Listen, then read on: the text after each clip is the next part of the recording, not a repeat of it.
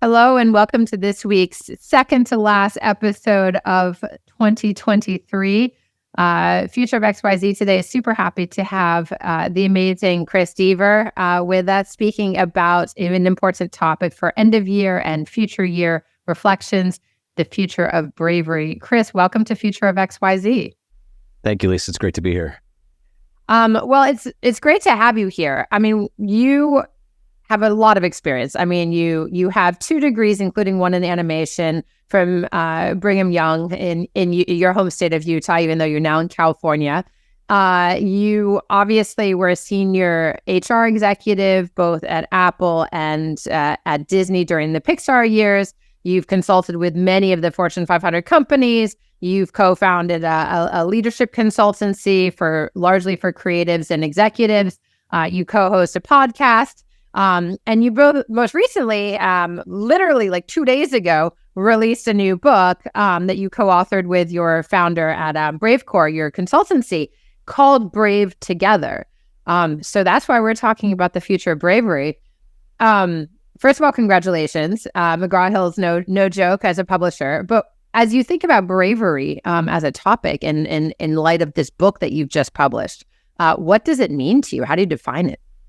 Thank you. Yeah. First of all, it's great to be here with you, and I appreciate the glowing intro. I'll try to live up to it. And I will say I will claim both California and Utah. I spent a lot of my early years in California, but I definitely have spent a fair amount of time in Utah as well, and I appreciate the take on just overall what I've tried to do in my career, and just I think getting at the heart of bravery. I believe this, I say it's synonymous. It's not synonymous with the future, but it definitely is something that is, it belongs in the heart of the future. And what is it exactly? It's reaching inside of ourselves. First of all, breaking free from fear. Most of us have this conscious or subconscious sense of fear about, whatever given time in our lives, right? We may have a major thing happening. We may be struggling with some financial thing, or just wondering about or worrying about, some known or unknown thing.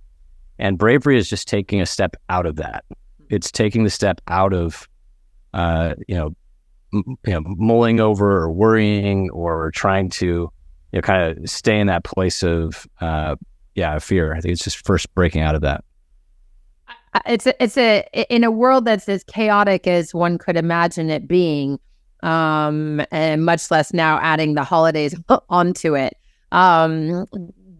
Stepping out of fear is a big deal, but it has longer term repercussions also. The subtitle of this book that you just wrote, Brave Together, is Lead by Design, Spark Creativity, and Shape the Future with the Power of Co-Creation. It's a bit of a mouthful. But what do all of these kind of topics have to do with bravery and breaking through that fear?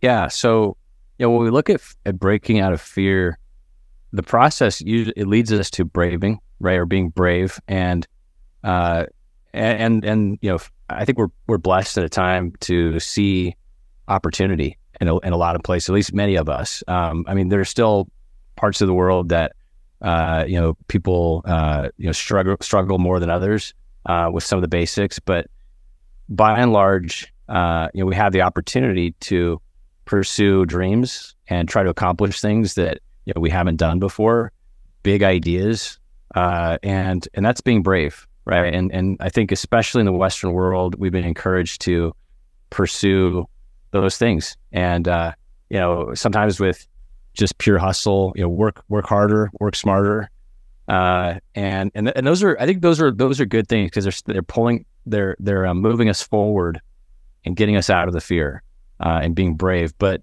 the limitations of that are if we're braving it alone. What we know about any great band, right? U2, they transcended time. Over the course of the years, they would just keep reinventing themselves. Right? Bono says in his book or he talks about birth, death, and rebirth of the band. He saw it that way. Yeah. And Of course, there was a few moments along the way. There was, some side steps to discotheque. I think they made a formal apology for that album, but by and large, you have where people have done amazing things. Steve Jobs would say it's always a team, right?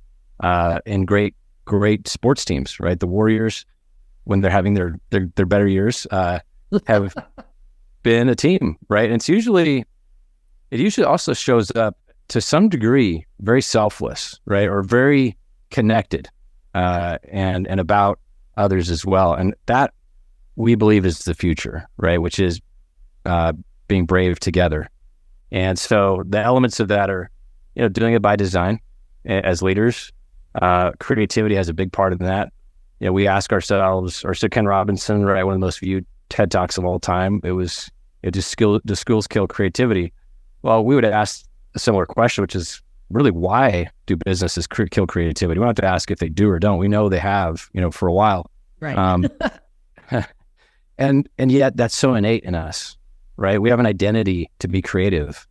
And so that's a big, and then the last is just co-creation. That's a force, a multiplier for the future. Yeah. I love that as a multiplier. And I want to come back to the topic of co-creation a bit, but you just said something about business killing creativity, our kind of innate sense. And of course, we all know that there's this reshaping or reforming of what work is in light of the pandemic and post-pandemic and work from home, especially for white collar jobs, right? Kind of in the Valley where you are, in New York City where I am, et cetera. So I think that's always an important question as we look. But what we are really talking about, it seems to me, in that toxicity of what is corporate. You've been in two organizations that, in fact, did not only kill creativity, they have made multiples on investment based on elevating creativity. So I think that's a cultural conversation, and you describe yourself as a culture shaper in general, as well as a leadership coach and people leader, obviously. So what is this kind of like, what does culture look like today, and why does it actually matter? Absolutely. Yeah, I love the context you just set, because one of the challenges when we look at psychology, things always start with a premise, right? Or philosophy, you could say too, really philosophy. And based on that first stepping stone, we start to build the rest of what comes next. And unfortunately, we have lived in a world over the course of decades, centuries. Now, granted, there's been progress, right? Industrial age, information age. We had the knowledge workers. We went from manual worker to knowledge worker, and yet, a focus on efficiency, focus on effectiveness, and yet the limitations of that are the premise was really about numbers, right? And targets, and those aren't bad things. It's just they're not the leading. They're not the upstream work that has to be done to create those, right? So like Einstein would say, you have to, there's higher order answers to solutions or to problems we're dealing with. And so I'm paraphrasing, of course. But the idea being, what is the premise of the future, right? Because we see those things not working, right? We see the squeeze for efficiency. And what happened was we had a pandemic that shook people's foundations, but in such a way where it centered them too, right, on what matters in life. Well, yeah, there was maybe freedom in it, freedom from fear in some ways. At the same time, there was so much fear. Right. And then speaking for myself, it's like, well, maybe it's not a 2-hour commute each way to work. When I map that out, it's about a month of driving, like 24 hours, right, per year. Much less the environmental impact of that as well. Right. It's horrendous. And then what it does to your, psyche, it's like, okay. And then you're spending time away from friends or family. So I think there's that shift towards hybrid, towards remote, and, or some combination depending on the organization. But the main point is creativity as a premise, respecting and honoring people's creative identities. This has not been a starting point that leaders have really looked at. But the ironic thing is the companies, the brands, the cultures that these same leaders across industries admire the most, the Apples, the Pixars, the Nikes, they've been doing this for a really long time, right? So now the world's kind of catching up with that, but we have to go to the premise, and the worst thing would be to say, oh, well, a culture is a great sticker, let's just put it on everything, right?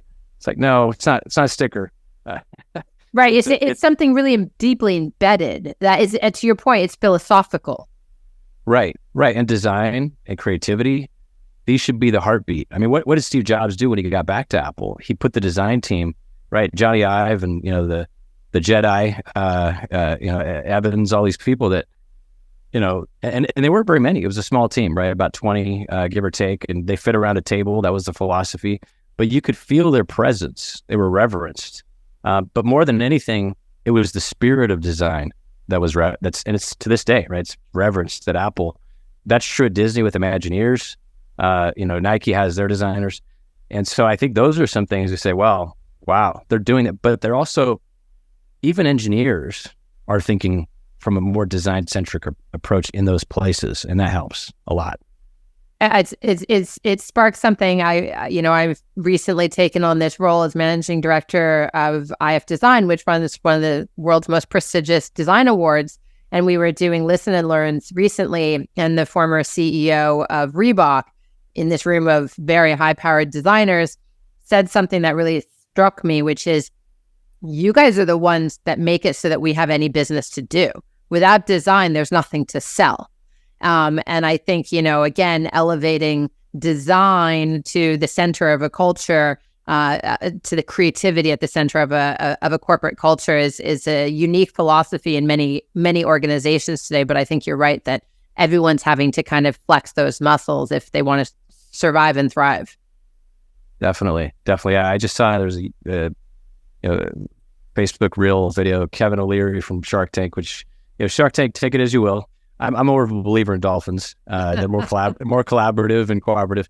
But it was interesting because he's in this state of shock, right? Where he says in the video, he's like, I would always say, here's how you hire engineers. And he said, now all of these designers and artists are charging these prices, and they get constant work. And now, granted, that's not always it, but the fact is it is a skill set that is in high demand, because the future is, we talk about being more creative in the context of a company. Well, yeah, but why is it more creative? Because we are at a place in a journey as a civilization in the world where, well, once you get the kind of the basics and the structure set, the platforms, well, of course, people are going to want them to be aesthetically pleasing and human, right? And connect with what Steve would say, makes our heart sing, and we want that, yeah. In these corporate experiences, I mean, those are two major blue chip companies. They're large organizations that you've worked at, both Apple and Disney, Pixar. What did these in-house experiences teach you about bravery? Well, I think one of the things that really stands out was that, and this is a bit surprising, because most often the leader would think, well, bravery is just jumping right in, right? Especially like they're kind of that that frontline, militaristic. I'm going to run through the, and they'll have the answers, right? What surprised me was, so we had a conversation with Ed Catmull, who started Pixar, and he shared that when he first started, he's a smart guy, he's a PhD, right? So he has every reason in the world to have kind of the book full of answers at any time, right? He's the Yoda. You press the wisdom dispenser and it just starts dumping information. That's how I assumed this was, these things are going to go. And we met with him, and he shows up. We're at the Lazy Dog restaurant in Cupertino, and he comes in with his bow of the short film shirt, and he sits down, salt and pepper mustache, got the little glasses, and he just starts listening and asking questions. And this was like a 30-minute meeting in my mind. It was, we didn't want to take up, turns into 3 hours. And he is just listening and asking great questions. And at one point I said, what's your leadership philosophy? Because I was thinking, like, I don't know what's going on here, because I thought Yoda was going to do what Yoda does, right? No, and he said, I lead with a question. And we saw that as, that's a premise, for the future. That's a principle. And we call it a meta principle in the book, because it's a frame for building first principles for whatever culture you're building, even in your life. But as a leader, you lead with questions. Leading with answers, you don't empower people. they come back and you just that vending machine, right? Leading with questions creates brave space, right? Where people feel empowered. They become leaders themselves.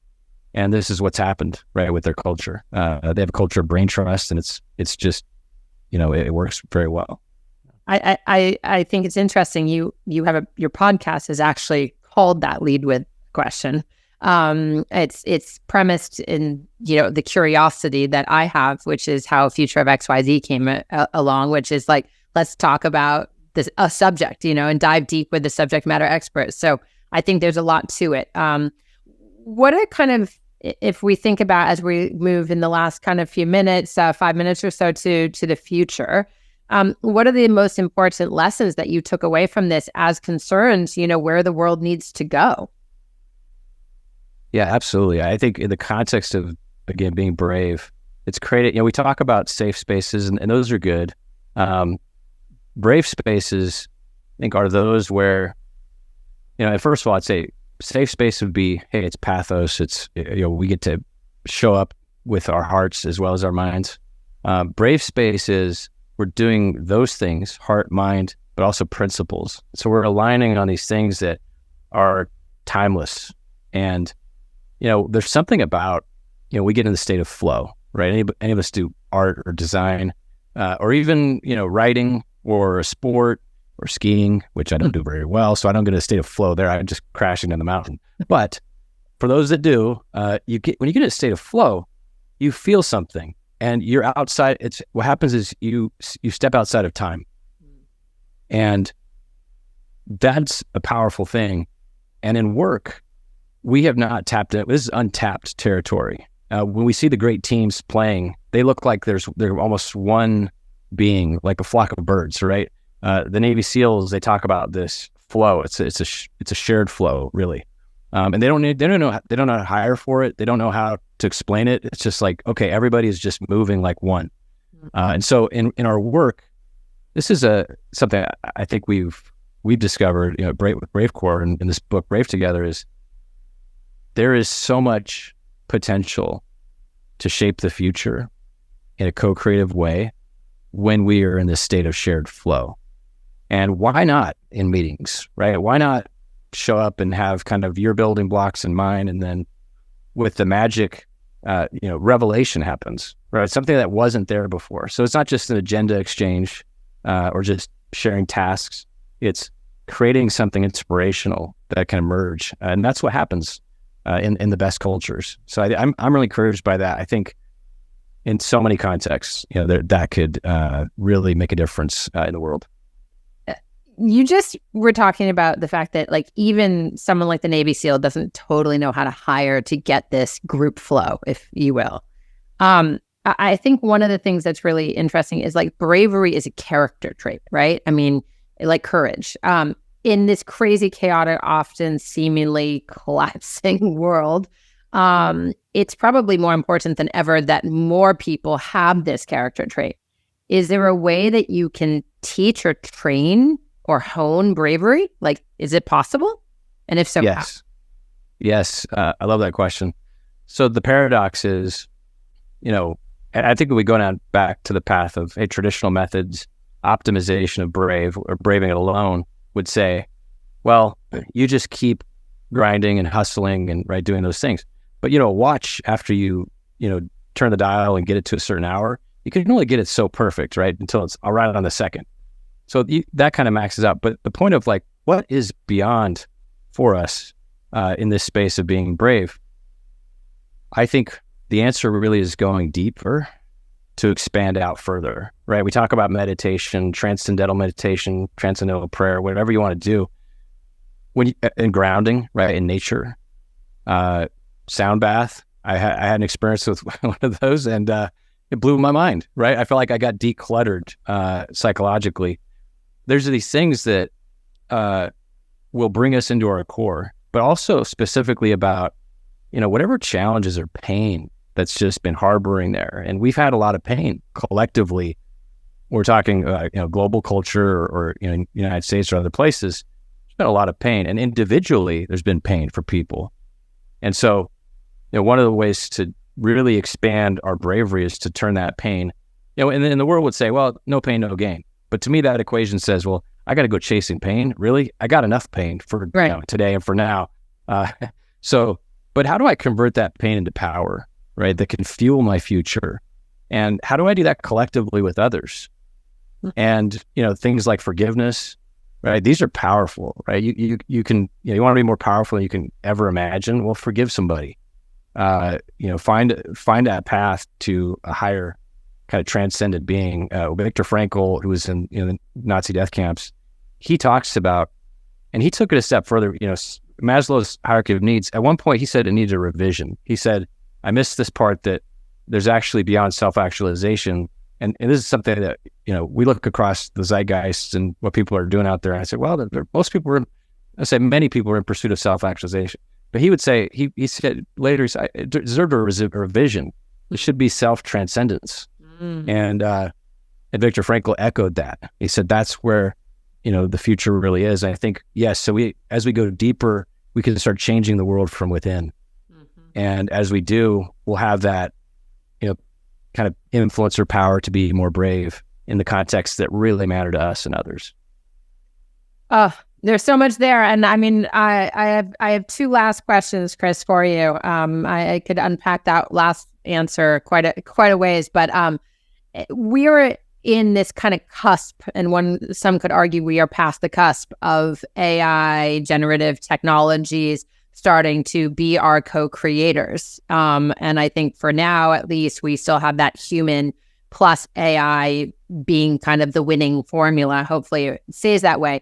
In the next 5 to 10 years, given that, what do you see as kind of the future of bravery and courage in light of what you're talking about in partnership with technology? Yeah, whenever we talk about the future, I always think about the movie Interstellar. Chris Nolan. I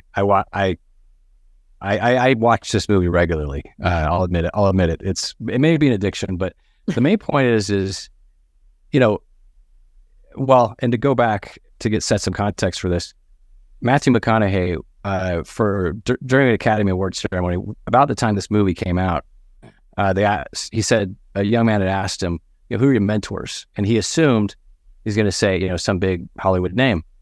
And Matthew said, it's me in 10 years. And at the time, I didn't really understand what he was talking about until I saw this movie, right? And when we see it, it's like, oh, he's in the future and he's pulling his past self into the future, right? In the best way possible. And of course, he's having a debate with himself too. But the point is, and there's also an emotional element, right? Which is, Dr. Brand would say, love transcends, right? Time, gravity as well. But the idea is, I think, okay, how do we both individually, what's our best future, us, and then as a collective or cultures, if a culture was a self. So I think about these, like Apple's, kind of in its 40s or whatever. It's like, okay, it's got like, kind of life. It's kind of in a rhythm. It's got some kids, or it's got things more figured out. Disney was an older, it's got more of a grandfatherly, type, grandmotherly type company. But Pixar helped disrupt some of that and made it kind of modern.